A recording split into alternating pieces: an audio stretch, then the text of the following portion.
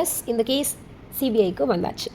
ஆரம்பத்தில் டிஎம்கேக்கு சாதகமாக மெட்ராஸ் ஹைகோர்ட் பெஞ்ச் எஸ்ஐடி அப்படின்னு சொல்லப்படுற ஸ்பெஷல் இன்வெஸ்டிகேஷன் டீம் அமைச்சு அவங்க வந்து இந்த கரூரில் நடந்த விஷயத்தை பற்றி இன்வெஸ்டிகேஷன் பண்ணட்டும், அப்போ தான் அது கரெக்டாக இருக்கும் அப்படின்ற மாதிரியும் டிவிகேக்கு அகெயின்ஸ்டாக சில வாதங்களும் நடந்துச்சு. ஸோ இதுக்கு அகெயின்ஸ்டாகவும் அது மட்டும் இல்லாமல் விக்டிம்ஸ் ஃபேமிலி சார்பிலையும் ஒரு ரிட் வந்து சுப்ரீம் கோர்ட்டில் போட்டாங்க. அந்த ரிட்டை சுப்ரீம் கோர்ட் அக்செப்ட் பண்ணிச்சு. அண்ட் அது மட்டும் இல்லாமல் சுப்ரீம் கோர்ட் இந்த கேஸை எடுத்துக்கிறேன்னு சொல்லி என்ன மெயின் ரீசனாக இருந்துச்சு அப்படின்னு பார்த்தீங்கன்னா, ஃபர்ஸ்ட் ஆஃப் ஆல் சுப்ரீம் கோர்ட்டுக்குள்ள ஒரு கேஸ் போகுதுன்னா 2 விஷயத்துக்கு போகணும். ஒன்று lower court like district court, high கோர்ட்டில் கொடுக்குற ஜட்மெண்ட் வந்து தனக்கு சாட்டிஸ்ஃபைடாக இல்லாத பட்சத்தில் சுப்ரீம் கோர்ட்டுக்கு போகலாம் இன் வேலிட் கிரவுண்டு. அப்படி இல்லைன்னா ஃபண்டமெண்டல் ரைட்ஸ் ப்ரீச் ஆச்சுனாலும் சுப்ரீம் கோர்ட்டுக்கு போகலாம்.